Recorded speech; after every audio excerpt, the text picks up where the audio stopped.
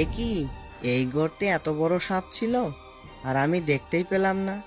গর্তের সাথে সাথে সাপটিকে তো আমি কেটে ফেললাম। সাপটিকে দেখে তো অনেক বিষধর সাপ মনে হচ্ছে। এখানে মনে হয় আরো সাপ রয়েছে।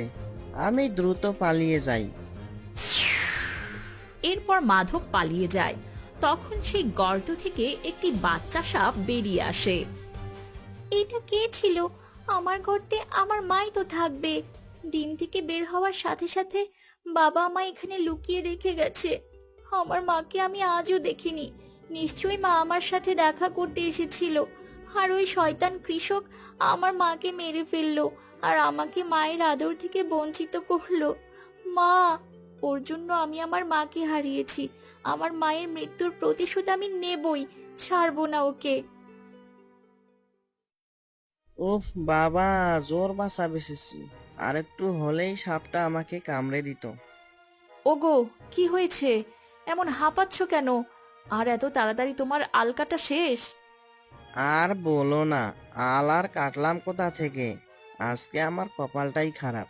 সবেমাত্র জমিতে আল কাটা শুরু করেছিলাম, তখনই কোথা থেকে যেন একটা সাপ আমার কোদালের সামনে চলে আসে। আর আমি না জেনে বুঝে সাপটিকে কোদালের কোপে দুখণ্ড করে ফেলেছি। হে কি অলক্ষণে কাণ্ড! না জানি কেমন স্বাদ ছিল। আমার তো ভয় করছে। বাবা মা, তোমরা এত ভয় পাচ্ছ কেন? সাপকে আবার কেউ ভয় পায় নাকি? আর এমনিতেও বাবা কি আর ইচ্ছা করে সাপটিকে মেরেছে? জানো বাবা, সাপ আমার খুব ভালো লাগে। তোর বাবা সাপের ভয় পালিয়ে এসেছে, আর তোর সাপ ভালো লাগে? বোকা মেয়ে! খবরদার, কোনো সাপ দেখলে ভুলেও তার কাছে যাবি না। সাপের বিষ খুব ভয়ানক। হ্যাঁ রে মা, তোর মা ঠিকই বলেছে। সাপেদের সাথে কখনোই বন্ধুত্ব করতে নেই, কারণ সাপেরা কখনোই মানুষের বন্ধু হতে পারে না।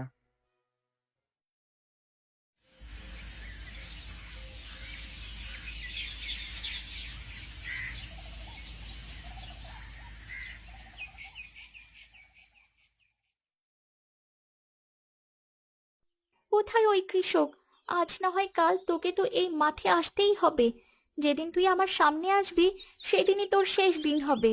কিন্তু আমার বেশি ওই কৃষক মরবে তো। যদি না মরে তবে তো উল্টো ও আমাকেই মেরে ফেলবে। না না, আমাকে বুদ্ধি খাটিয়ে কাজ করতে হবে।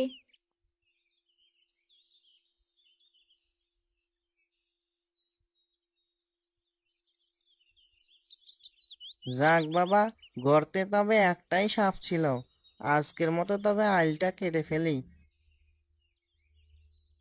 মাধব আইল কাটার পর কোদাল নিয়ে বাড়ির দিকে রওনা দিল। তখন সেই সাপটিও মাধবের পিছু নিয়ে তার বাড়ির দিকে চলতে শুরু করলো।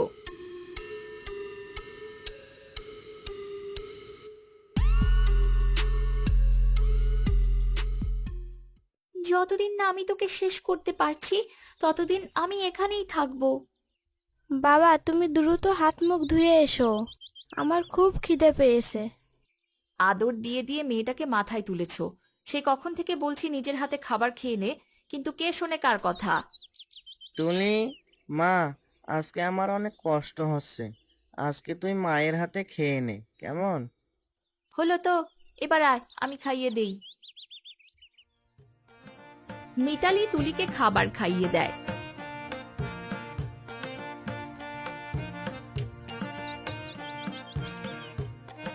তখন আড়াল থেকে সেই সাপটি বলে, আজকে আমার মা বেঁচে থাকলে আমাকেও এমন আদর করে খাবার খাওয়াতো। মা, তুমি আমাকে ছেড়ে এভাবে চলে গেলে আমি এই মেয়েটিকে কামড়ে দেব। তবেই না ওর মা বাবা উচিত শিক্ষা পাবে।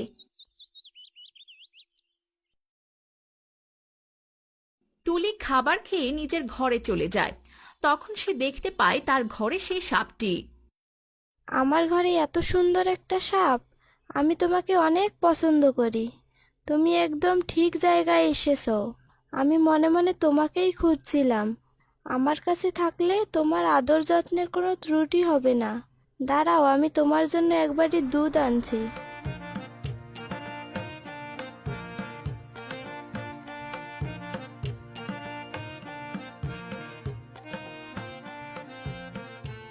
আরে, এ আমি কোন বিপদে পড়লাম!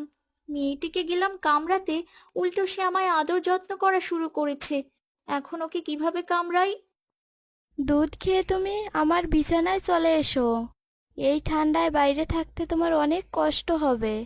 আর হ্যাঁ, ভুলেও আমার বাবা মার সামনে পড়ো না যেন। তবে ওরা তোমাকে মেরে তাড়িয়ে দিবে, কারণ ওরা সাপকে অনেক ভয় পায়। জানো, আমার সাপ দেখলে একটুও ভয় করে না। আমি তো ওর সব ভাষা বুঝতে পারছি, কিন্তু ও কি আমার ভাষা বুঝতে পারবে?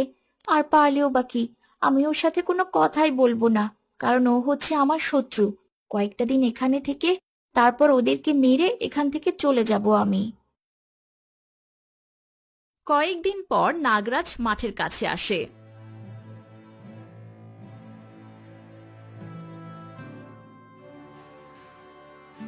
এ কি, এই মাঠটিকে এভাবে কে ফসল চাষ করেছে? তবে আমার বাচ্চা কোথায়? এখন আমি নাগিনকে কি জবাব দেব? না না, তুই আমাদের ছেড়ে এভাবে চলে যেতে পারিস না। তবে কি আমার একটা ভুলের কারণে আমি তোকে এভাবে হারিয়ে ফেলবো?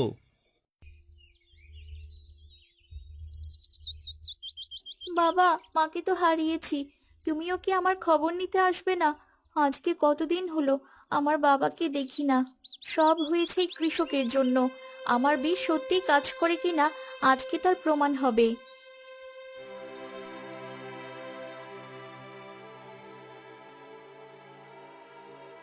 ওই তো আমাদের কন্যা। মা, তুই ওইদিকে কোথায় যাচ্ছিস? মানুষের ঘরে ঢুকে মানুষদেরকে কামড়ে দিতে যাস না। আমার কাছে আয়। আমরা তোকে কত খুঁজেছি, আর তুই কি না এখানে?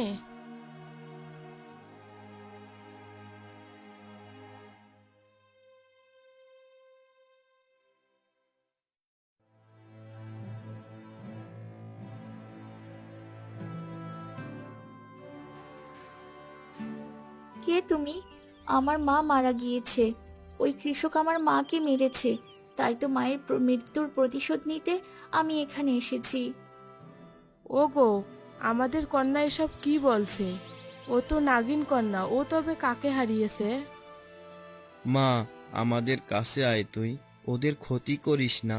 ওরা তোর মাকে মারেনি, তোর মা বেঁচে আছে। এই তো তোর মা। বাবা, তবে সেদিন কে মারা গিয়েছিল? আমি তো এই কৃষকের ঘরের আঙিনায় ঘোরাফেরা করছি শুধুমাত্র মায়ের মৃত্যুর প্রতিশোধ নিতে। এই কৃষক তোর মায়ের কোনো ক্ষতি করেনি, বরং উপকার করেছে।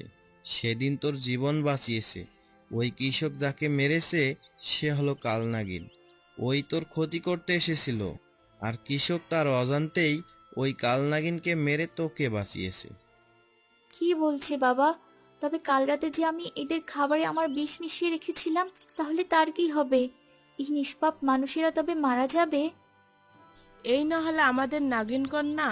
নিজের মধ্যে কতটা জেদ! তুই তো পারবি নিজের মা বাবা আর নিজেকে রক্ষা করতে। তোর মধ্যে এখনো কোনো বিষ আসেনি। যা তুই মিশিয়ে রেখেছিস তা খেলে ওদের কিছুই হবে না। তাহলে আমি দুশ্চিন্তা মুক্ত। যে আমার উপকার করেছে তাদের আমি কোনো ক্ষতি করতে চাই না। তোমরা একদম সঠিক সময় এসেছো। জানো মা, তুলি অনেক ভালো। আমি মাঝে মাঝে তুলির সাথে দেখা করতে আসব। তারপর নাগিন কন্যা নাগরাজ ও নাগিনের সাথে জঙ্গলের দিকে চলে যায়, আর তুলি ও তার মা বাবা হাসি আনন্দ করতে থাকে। তাদের এই ঘটনা অজানাই থেকে যায়।